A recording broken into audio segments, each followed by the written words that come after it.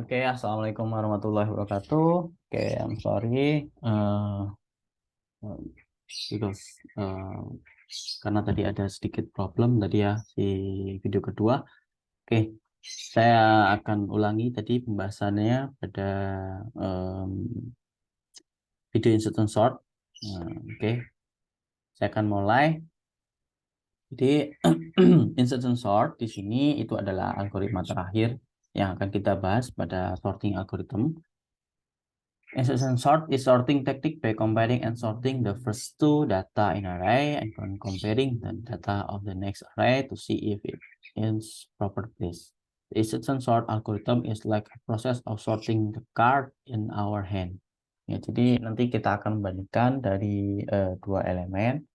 Seperti halnya kalau kita bermain kartu itu kita memindahkan dari yang urutan terbesar ke yang kecil atau dan seterusnya. Nah, ini ada sebuah ilustrasi sedikit mengenai algoritma insertion sort.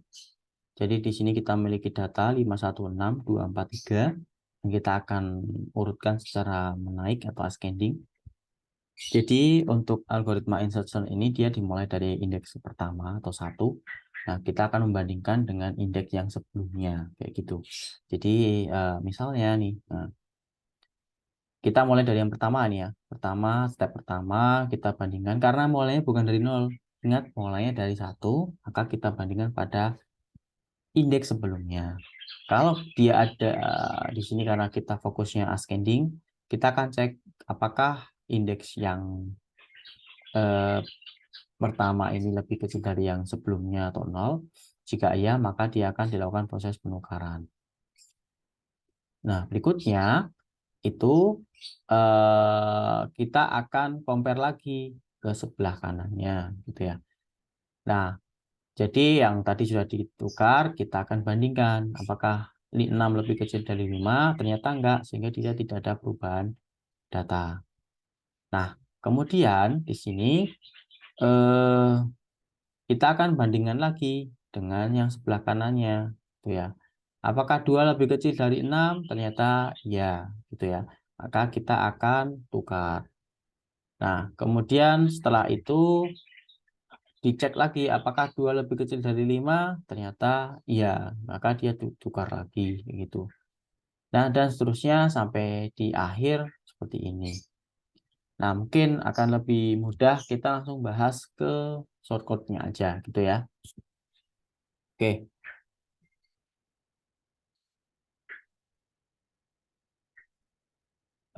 Wait.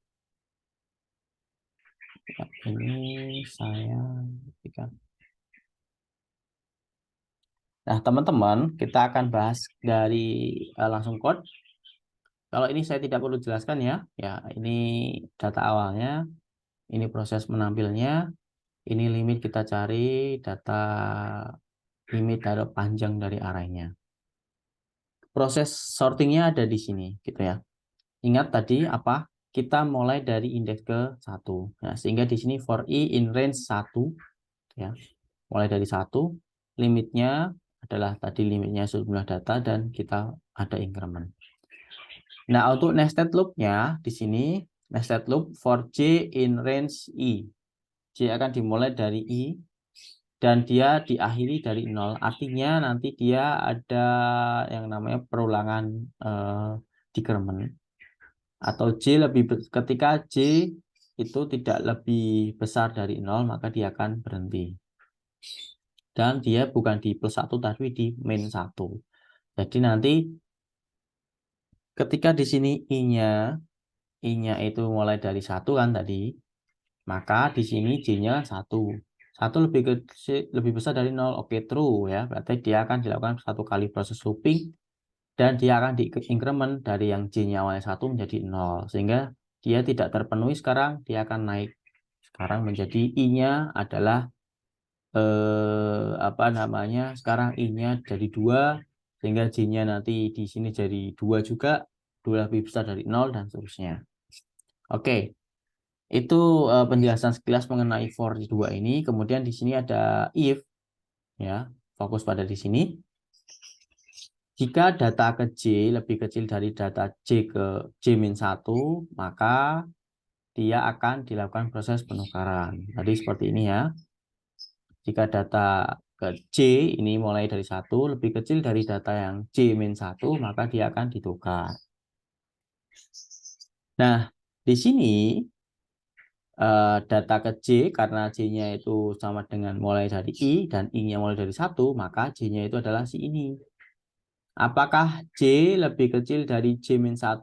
J-1 berarti yang ini ya. Ya, true ya, karena 1 lebih kecil dari 5. Sehingga kita butuh variabel temporary yang isinya adalah data ke J itu sendiri atau 1. Dan data ke J itu akan kita gantikan isinya dengan data ke J-1. Artinya data yang ini kita ganti dengan nilai 5. Dan data yang J-1 yang posisi di sini yang awalnya 5 akan kita isikan dengan temporary yang tadi sudah kita isi dengan nilai 1. Oke. Kemudian dia akan looping lagi gitu ya. Nah, apa namanya? Tadi looping yang pertama itu kan karena J-nya mulai dari 1 ya. Dan sekarang J-nya sudah di decrement.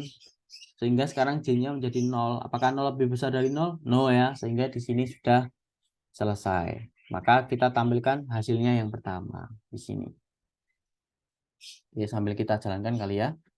Python insertion py.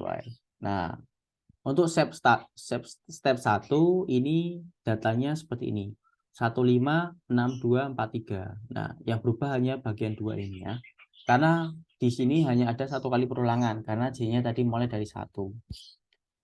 Kemudian kita naik ke step for yang kedua yaitu I-nya sekarang bernilai karena increment sekarang I-nya bernilai 2 sehingga J-nya sekarang juga dimulai dari 2. Jadi nanti akan ada 2 kali perulangan. Oke. Nah, sekarang data J. Apakah data ke J, J-nya 2 ya? Apakah data indeks kedua 0, 1, 2 yaitu 6 itu lebih kecil dari data J-1 atau 2-1 adalah 1? Apakah 6? Sekarang berarti posisinya adalah seperti ini ya. Seperti ini. Oke. Apakah 6 itu lebih kecil dari 5? Enggak ya. Karena enggak maka dia tidak akan dilakukan ini. Maka dia akan break. Gitu. Maka dia akan break. Lalu dia akan naik lagi ke sini. Nah. Berikutnya.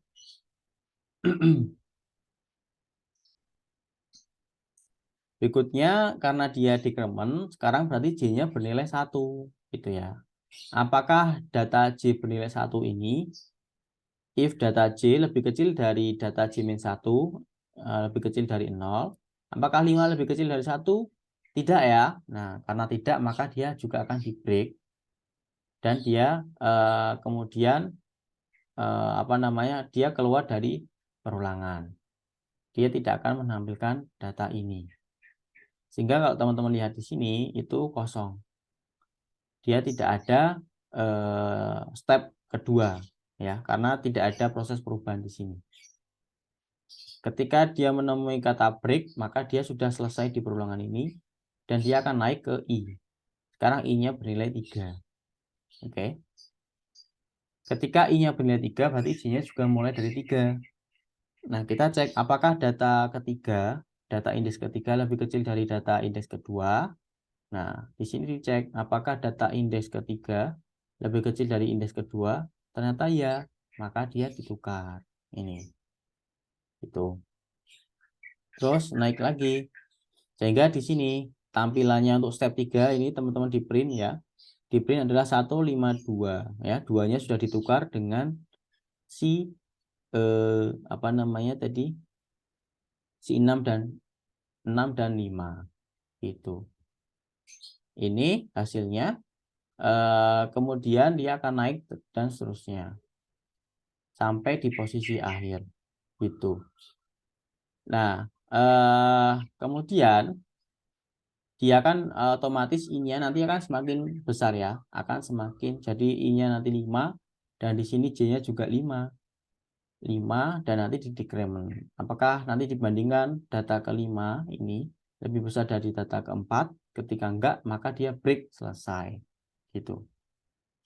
Nah, sehingga ini adalah hasil akhir dari si algoritma insertion sort. Nah, kemudian seperti biasa, di algoritma ini, insertion ini juga bisa digunakan untuk melakukan proses pengurutan data pada data yang nama atau string. Gitu ya. Ketika kita clear, kita jalankan ulang, jadi seperti ini, sama. Hasilnya sama, tapi proses yang berbeda. Oke. Nah, itu tadi pembahasan tentang algoritma insertion. Oke, kemudian ada sebuah penugasan di mana tugas ini sebagai bentuk atau sebagai bukti bahwa teman-teman itu mengikuti perkuliahan saya secara online. As proof that you attend today's class, please create a simple program that can sort data both ascending and descending using the bubble sort, selection sort, and insertion sort technique. Jadi sebagai bukti kalau teman-teman itu ikut kuliah saya, silakan buatlah sebuah program sederhana yang dia itu bisa melakukan proses sorting secara ascending dan descending untuk masing-masing algoritma. Jadi untuk yang bubble sort ascending descending, selection sort ascending descending, dan insertion sort ascending descending. Tadi di materi-materi tadi saya menjelaskan tentang ascending. Nah, jadi teman-teman tinggal cari cara untuk descending seperti apa. Kebalikannya lah intinya. The data used can be in the form of number or name. Ya, datanya teman-teman boleh menggunakan angka ataupun nama. Silakan bebas. Saya tidak membatasi harus angka atau harus nama, tapi silakan ketika teman-teman ingin nama ya monggo, ingin angka ya monggo. Itu nanti sekreatif teman-teman semua. Submit your work as well .py file maximum today at the following link. Jadi silakan teman-teman kerjakan bikin di sebuah file Python, kemudian kumpulkan file Python teman-teman itu maksimal hari ini di link yang ada di PPT ini. Maksudnya hari ini ketika teman-teman masuknya ini kuliah hari Selasa ya maksimal Selasa.